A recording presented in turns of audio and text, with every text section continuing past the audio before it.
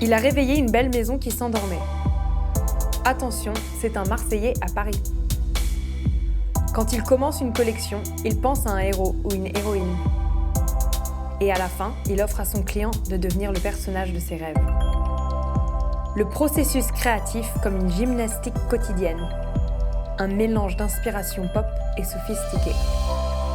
Bruno Cialelli, sur mesure. Bonjour Bruno Cialelli, comment ça va ? Bonjour, très bien, merci. Je suis ravie de vous rencontrer aujourd'hui. Comment ça se passe le déconfinement ? Plaisir partagé. Le déconfinement, ça paraît déjà assez loin finalement. C'est vrai ? Ouais, c'est passé pas mal de trucs depuis la fin du lockdown. Donc ça s'est plutôt très bien passé, à vrai dire. C'était une libération, on vit une sorte de renaissance, c'est assez galvanisant au final. Est-ce que le confinement a changé ton rapport à la création ? De fait, oui. Déjà, pendant le confinement, il a fallu quand même travailler, trouver des idées, continuer à garder le lien avec ses équipes et du coup avec d'autres outils, on va dire. Donc pendant ce moment-là, ça a changé, oui, pas mal mon rapport à la création et à la créativité. Il y a des choses qu'on n'a pas pu faire pendant ce moment-là, donc on a dû les faire différemment. Puis la manière d'échanger aussi a été complètement challengée.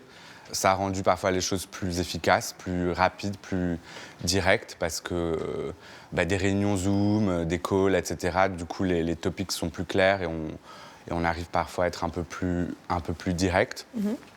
À côté de ça, toute la partie, je dirais, plus sensorielle, elle a été complètement mise à mal. C'est-à-dire qu'on fait des collections, des produits, des vêtements, et sans pouvoir manipuler. Mm.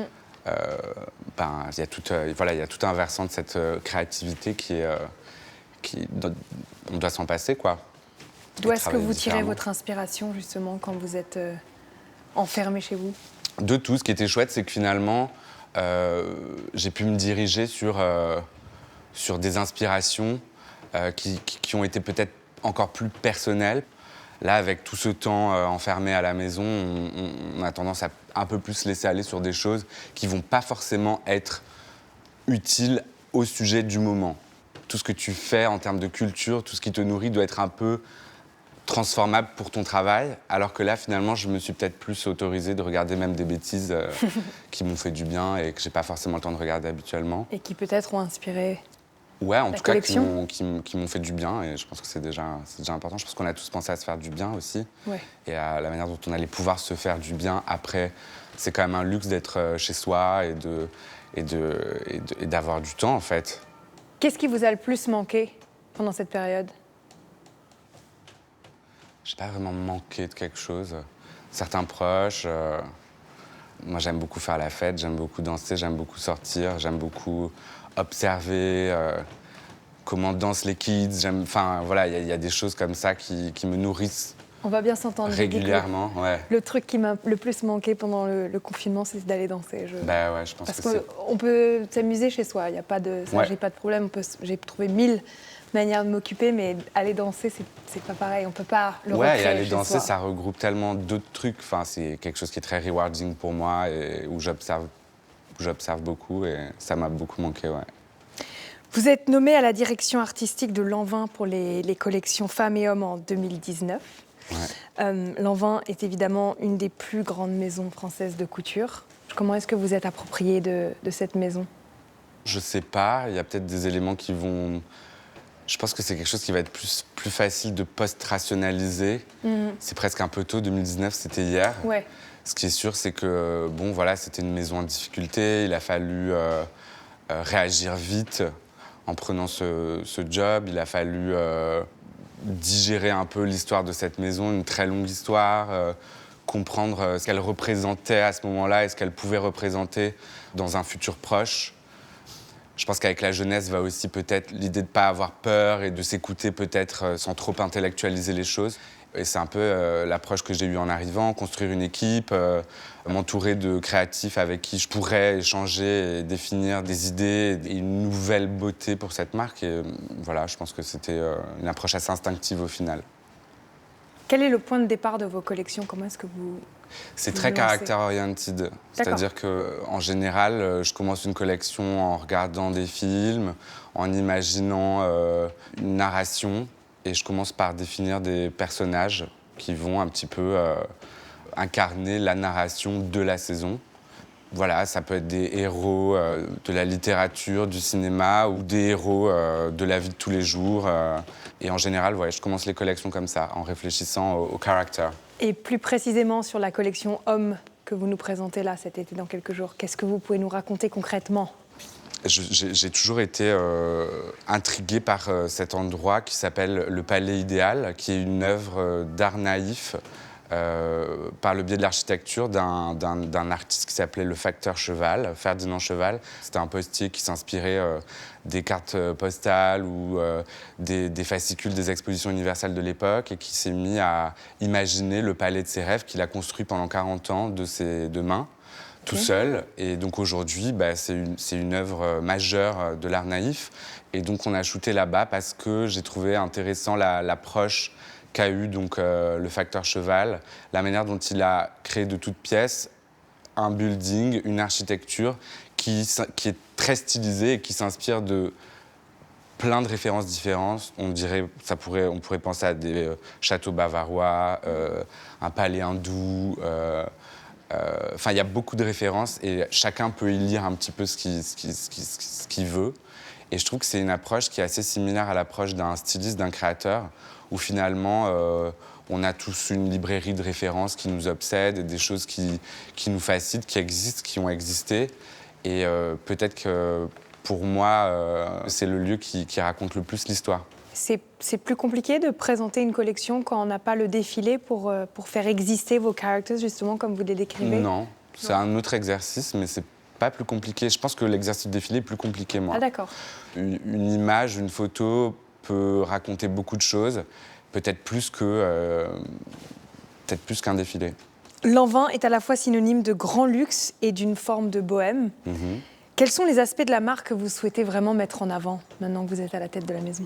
L'idée que j'aime, c'est de me dire qu'en venant chez Lanvin, on peut incarner une version plus filmique de soi-même. Se dire qu'en allant chez Lanvin, on peut être un petit peu le personnage de ses rêves. Puisqu'à la base, moi, c'est ce que je propose, c'est des personnages qui me font rêver. Et quand ça touche quelqu'un, un customer ou quelqu'un qui veut être part of it, se dire que voilà, en choisissant une pièce, un look, en s'accessoirisant, en s'habillant, on peut sortir de son quotidien. Alors, je ne parle pas de se déguiser ou de basculer dans le côté irréel de la chose, mais ouais, c'est un peu being the character of your dreams.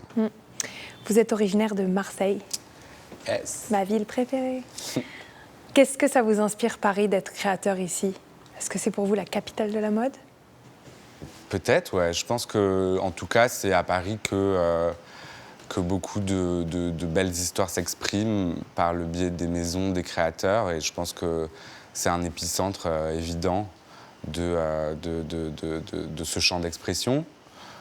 Moi, j'ai grandi à Marseille. C'était un rêve assez cliché que de venir faire ce métier à Paris. J'ai pas été déçu par la promesse, donc... Finalement, les Parisiens, ils sont aussi gronchons qu'on le dit ou pas? Pas plus que les Marseillaises. Ah, bon, c'est rassurant. La Parisienne chic, c'est un mythe ou c'est une réalité? C'est un mythe. C'est un mythe? Oui, je pense qu'il y a un chic parisien, il y a un chic français. Après, il s'exprime de plein de manières différentes et je pense qu'il y a pas mal de clichés quand même autour de cette notion. Voilà. Qu'est-ce qu'une faute de goût, à ton sens? Le diktat du bon goût, le consensuel du bon goût. Donc il n'y a pas de fashion faux pas? Oui, il y en a. Aujourd'hui, notre travail il est fait de beaucoup d'angles. Et sans cette pluralité d'angles, les messages seraient peut-être pas assez intéressants. Et je pense que ce qui est dans la boîte du mauvais goût peut être un ingrédient très intéressant pour faire du bon goût. Peut-être que c'est l'attitude aussi qui joue. Sûrement. J'ai hâte de découvrir l'objet que vous allez nous présenter qui est lié à votre collection. Donc j'ai amené en fait le cat bag. Donc en fait c'est un sac qu'on a présenté pour le défilé de septembre dernier, donc Summer 20, qui est inspiré d'un chenet de la cheminée de la maison de Jeanne Lanvin, qui a été dessiné par Armand Albert Rateau, qui est une figure de la décoration et du design de l'art déco, qui était un ami à elle et qui travaillait avec elle sur les lignes décoration Lanvin. Et donc en fait, on a détourné ce chenet pour devenir une poignée de sac. Et c'est assez drôle parce que c'est un sac assez cher, comme un petit peu un objet d'art, et qui a hyper bien fonctionné et qui marche hyper bien. Et donc cette fois-ci, on l'a travaillé pour la prochaine collection. C'était inspiré de mes bagues en fait, donc enameled, avec des inserts de cristaux. C'est incroyable. Donc voilà, c'est le sac chat et je trouvais ça assez chouette pour une maison qui n'avait pas vraiment de catégorie accessoires qui fonctionnait bien. Ouais, c'est vraiment un sac bijou. De faire la différence avec un sac plutôt élevé et qui a beaucoup de caractère et qui est assez statemental. Mais ça, c'est une pièce de collection. Ça, on le met chez Quasiment, soi, comme vous dites, sur la cheminée. Ouais. C'est un peu un collector. Et je trouve qu'il synthétisait assez bien mon travail chez Lanvin, en fait. L'esprit de la maison. Ouais, essayer de trouver un contexte dans le passé, dans les archives, dans ce qu'il y a de beau et dans ce qu'il y a de moderne et dans ce qui peut être recontextualisé aujourd'hui. Et voilà, c'est pour ça que j'ai amené cette pièce-là. Merci, je peux voir. Merci. Oh, c'est lourd. Oh, c'est canon.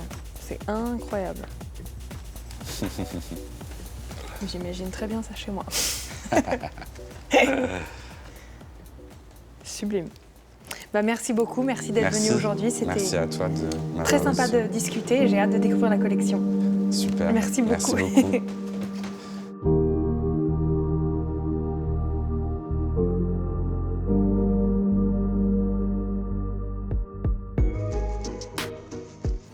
Bruno, quelle est votre humeur maintenant? Bonne. Quelle est votre plus grande force?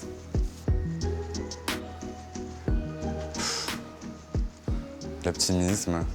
Et votre plus grande faiblesse?